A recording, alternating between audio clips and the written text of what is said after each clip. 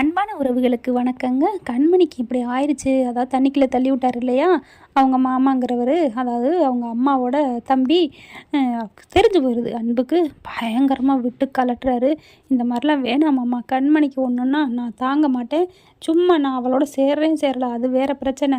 ஆனால் அவள் உடம்புக்கு உயிருக்கு எதுவும் ஆகக்கூடாது. அவள் தான் என் உயிர் உலகம் அப்படின்னு சொல்லிட்டு திட்டிட்டு போகிறாங்க.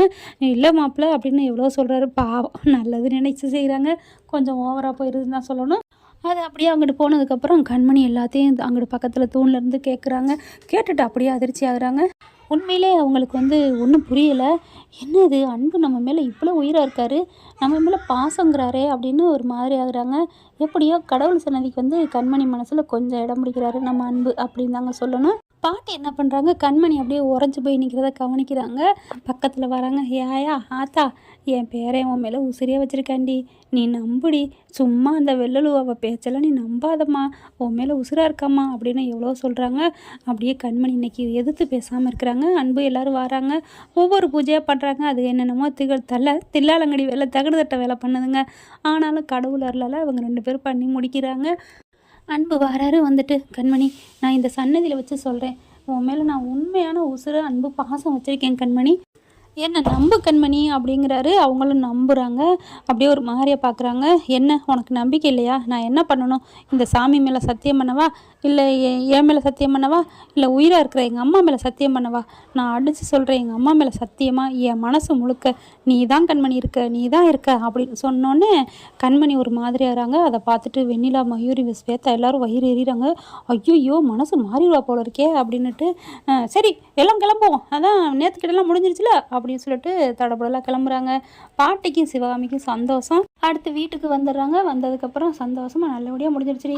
கோயில் சன்னதிக்கு போனதில் கால் வச்சதில்லை, கால் பங்கு கண்மணி மனசில் இடம் பிடிச்சிருக்கேன், கரணை இட்டிருக்கேன், கரணை விட்டுருக்கான் அப்படிங்கிறாங்க. என்ன பாட்டி சொல்கிறீங்க? ஆமாடா. அப்போ தான் அவங்க தம்பி சொல்கிறாரு, சிவாமி தம்பி, என்னை திட்டுன அன்பு அதை கேட்டுருப்பா போல இருக்குது, அதுலேருந்து கொஞ்சம் இலையிட்டா அப்படிங்கிறாங்க. எப்படியோ மனசு மாறினா சந்தோஷம்தான் அப்படிங்கிறாங்க. இப்போ ஒன்றும் கெட்டு போகல, ரூமில் அவளை தூங்க வைக்கிறது என்னோட பொறுப்பு அப்படின்னு சொல்லிட்டு, அத்தா கண்மணி அப்படிங்கிறாங்க. என்ன பாட்டி அப்படின்னு சொன்னோன்னே, எனக்கு என்னோட மருந்து என் அன்பு ரூமில் வச்சுட்டு வந்துட்டேன், அதை கொஞ்சம் கொண்டு போய் கொஞ்சம் எடுத்துகிட்டு வாயேன் அப்படிங்கிறாங்க. என்ன பாட்டி அப்படிங்கிற, போத்தா உன்னை என்ன பண்ண போகிறான், அன்பை பற்றி நீ நல்லா தெரிஞ்சுக்கிட்டில்ல, அப்புறம் இன்னும் நீ ரொம்ப பிகு பண்ணுற அப்படின்னு சொல்லல. கண்மணி என்ன பண்ணுறாங்க, வேறு வழி இல்லாமல் அன்பு ரூமுக்கு போகிறாங்க. அன்பு ரூமுக்கு கண்மணி போகிறத வெண்ணிலா பார்த்துருது.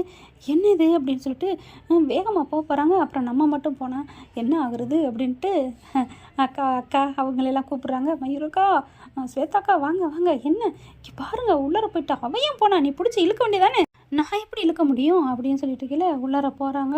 அப்படியே வெளியே நிற்கிறாங்க. கதை வேறு சாத்திடுதா. சாத்தினங்கிட்ட இவங்க ஃபோன் பண்ணி சொல்லிடுறாங்க, டே கண்மணி வாராடா, ஏதாவது பண்ணிக்கோ. பாட்டி என்ன பாட்டி இதெல்லாம் பண்ண அவளுக்கு என் மேலே கோவம் தான் வரும் பாட்டி, பாசம் வராது பாட்டே, அதெல்லாம் பார்த்துக்கலாம்டா, நெருக்கம் ஃபஸ்ட்டு வரணும்டா அப்படிங்கிறாங்க.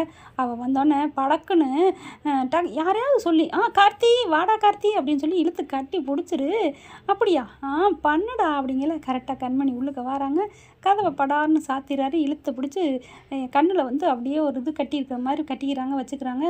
கண்ணில் பார்த்தீங்கன்னா ஏதோ தைலம் விட்டுருக்க மாதிரி கண்ணை மூடிக்கிட்டே அப்படியே டக்குன்னு, டே கார்த்தி வந்துட்டியாடா, மருந்து எடுத்துகிட்டு வந்தியாடா, கண்ணு வலிக்குதுடா, நான் மருந்து விட்டேன்டா, கேட்கலடா அப்படின்னு இருக்கிய கட்டி பிடிக்க. ஐயோ ஐயோ, என்னடா கார்த்தி பொம்பளை குரல்லாம் பேசுகிற, ஐயோ விடுங்க, என்ன விடுங்க அன்பு, டே உன் குரல் அப்படியே என் பொண்டாட்டி என் செல்ல குட்டி கண்மணி குரலில் இருக்குடா, ஐயோ கேட்க ரசனையாக சூப்பராக இருக்குடா, டே கார்த்தி நீ இருக்கிய கட்டி பிடிச்சி உம்மான்னு முத்தம் கொடுக்குறாரு. ஐயோ விடுங்க, நான் கார்த்தி இல்லை, நான் கண்மணி. சும்மா சொல்லாதடா, எனக்கு கொஞ்சம் கூட சந்தோஷம் கிடைக்கக்கூடாதாடா, எவ்வளோ, ஐயோ வாய்ஸ் ஸ்வீட்டடா, சூப்பராக இருக்கடா உன் வாய்ஸு, ஐயோ இனிமேல் நீ தினைக்கும் என் ரூமில் தாண்டா படுக்கணும், என் பொண்டாட்டி கண்மணி இல்லாத குறைய அவள் வாய்ஸை உன் குரல் மூலமாக கேட்டு நான் சந்தோஷப்பட்டுக்கிறேன்டா, ப்ளீஸ்டான்னு சொல்லி கட்டி பிடிக்கல. ஐயோ விடுங்க, இங்கே கண்ணை திறந்து பாருங்க அப்படின்னு சொல்லிட்டு அப்படியே உம்மான்னு சவுண்டு, ஐயோ விடுங்க அப்படிங்கிறது எல்லாத்தையும் வெளியில் வெண்ணிலா கேட்குது. ஐயோயோ என்னமோ நடக்குதே, கதவை வேற தாப்பா போட்டாங்களே, கதவை தட்டுதுங்க, ஆனால் தாப்பா போட்டார் நம்ம அன்பு. அதுக்கப்புறம் சரி ஓவராக நடிக்கக்கூடாதுன்னு கையை எடுத்துடுறாரு. கண்ணை தொடச்சிட்டு பார்க்குறாரு. ஐயோ கண்மணி, நீ எப்போ கண்மணி வந்த? நான் அப்பவே வந்துட்டேன். கார்த்தின்னு சும்மா சொன்னீங்களா? ஐயோ தெரியலம்மா, அவன் தான் சூப்பர் வந்துட்டியாடான்னு அவன் குரல் நீ மாட்ட, அதனால நான் அப்படி ரசித்து கட்டி பிடிச்சேன். அது ஏன் குரல் தான் அப்படின்னு சொல்லிட்டு போகிறாங்க. போயிட்டு பாட்டிக்கு மருந்து எடுக்கணும் அப்படிங்கிறாங்க. ஐயோ இப்போ தான் நான் கொடுத்து விட்டேன் எங்கள் அண்ணன்ட்ட, அதுக்குள்ளே என்ன அப்படின்னு சொல்ல, சரி இவ்வளோ இருக்கு அங்கே, நீ ஏன் அடுப்பில் போய் படுக்க, இங்கேயே படுத்துக்க ஏன் ப்ளீஸ் அப்படிங்கிறாங்க. அதெல்லாம் முடியாது, நான் எங்கே படுக்கணும், உங்களுக்கு எனக்கு என்ன இருக்குது, ஒட்டா உறவா, நான் போகணும். என்ன கண்மணி, கோயில் அவ்வளோ படிச்சு சொன்னேன், இன்னமும் உனக்கு மனசு இலகலையா, இலகலை என்ன பண்ணணும், நான் கிளம்புறேன் அப்படின்னு சொல்ல, கண்மணி ப்ளீஸ் அப்படிங்கிறாரு. அதுக்கப்புறம் அவருக்கு தெரியுது வெளியில நிற்கிங்க பிசாசு பேயெல்லாம் அப்படின்னு, இங்கே படுக்க மாட்டேன், ஆனால் எனக்காக ஒன்று அப்படிங்கிறாங்களா. சரி நான் இங்கே படுக்க வேணாம் அப்படின்னா நீங்கள் என்ன சொன்னாலும் ஏதோ ஒன்று கேட்குறேன் அப்படின்னு கண்மணி சொல்ல, ஒன்று வேணாம் கண்மணி, நீ கொஞ்சோன்னு கையை உன் கையை வச்சுட்டு அப்படியே வெக்கப்பட்டு சிரிச்சுட்டு அவ்வளோதான் போதும் அப்படின்னு சொல்ல, நான் ஏன் சிரிக்கணும் கண்மணி, நான் எனக்காக சொன்னேன் கண்மணி, நீ அப்படி போனீன்னா நாளைக்கு முழுக்க உன்னை நான் தொந்தரவு பண்ண மாட்டேன், உன் கூட பேச மாட்டேன், உன் பக்கமே வர மாட்டேன், போதுமா சொல்ல. என்ன பண்றாங்க, சரி மட்டும் தானே வெளியே போறான், அவனோட அதாவது அன்பும் நாமளும் சேர்ந்து கட்டி பிடிச்சிட்டு கணக்கு தடவிட்டு வரப்போறோம், நம்ம மட்டும் தானே போறோம் அப்படின்ட்டு, அப்பா நாளைக்கு முழுக்க என் கூட பேச மாட்டீங்க, என் பக்கம் வர மாட்டீங்க, உறுதி தானே.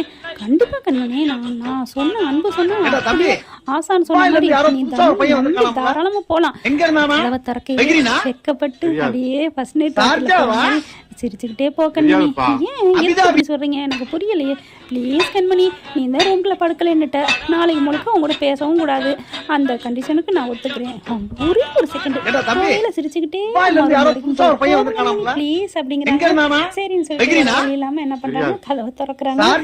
3 பிசாசுகளும் டக்குன்னு கதவை திறக்கிறதுக்கு ஒதுங்கி ஹலோ ஹலோ அப்படின்னு எங்கிட்ட பாக்குற மாதிரி பாக்குறாங்க. அடுத்து அப்படியே குனிஞ்சு பாக்குறாங்களா, கதவை திறந்துட்டு அப்படியே கண்ணத்தை அப்படியே தடவிக்கிட்டு அப்படின்னு சொல்லிட்டு கண்மணி பார்த்தாலும் நம்ம சிரிக்கலன்னா நாளைக்கு வந்து பேசுவாரு, வந்து நீ சிரிக்கல வெக்கப்படல அதனால கூட பேசுவேன்னு வந்து நின்னாலும் நிப்பாரு அப்படின்னுட்டு மனசுக்குள்ளேயே என்ன பண்றாங்க, வெக்கப்பட்டு சிரிச்சுக்கிட்டே சிவாமி ரூமுக்கு போறாங்களா.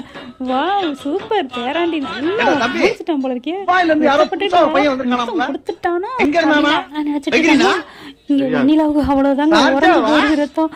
அக்கா சிரிச்சுக்கிட்டே போறா, ஐயோ அப்படின்ட்டு எட்டி பாக்குதுங்க. அன்பு என்ன பண்றாரு, ஐயோ ஐயோ அப்படின்னு அப்படியே வாய உதட்ட அப்படியே தொட்டி தடவி பாக்குறாரு, கையை தொட்டுக்கிறாரு, கையை கட்டி முத்தம் கொடுத்த வாயி அப்படின்னு அவராவே குடி கொஞ்சமாக எல்லாம் நடந்துருச்சு போல இருக்கே, போச்சு எல்லாம் போச்சு அப்படின்னு சேத்தா வெண்ணிலா மயூரி எல்லாம் கத்துறாங்க. இங்க கண்மணி பாட்டி வீட்டுக்கு போறாங்களா, வாத்தா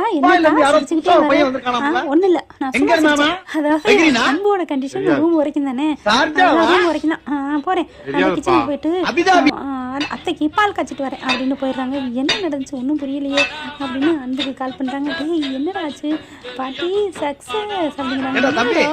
முத்து பாட்டி அதனால வந்தாளா பாட்டி, என்னடா சொல்ற, மொத்தத்துல எல்லாம் வரல, நான் கொடுத்தேங்கிற கொடுக்கலைங்கிற, ஆனா அவ வெக்கப்பட்டு செவந்து வந்தாளடா, நீ கொடுத்த மாதிரியே பாட்டி, அதுக்கு முன்னாடி நச்சு சும்மா வளைச்சு கார்த்திக் தம்பி குடுக்குற மாதிரி சொல்றேன்னு அவங்க மாமா அப்படிங்கிறாங்க.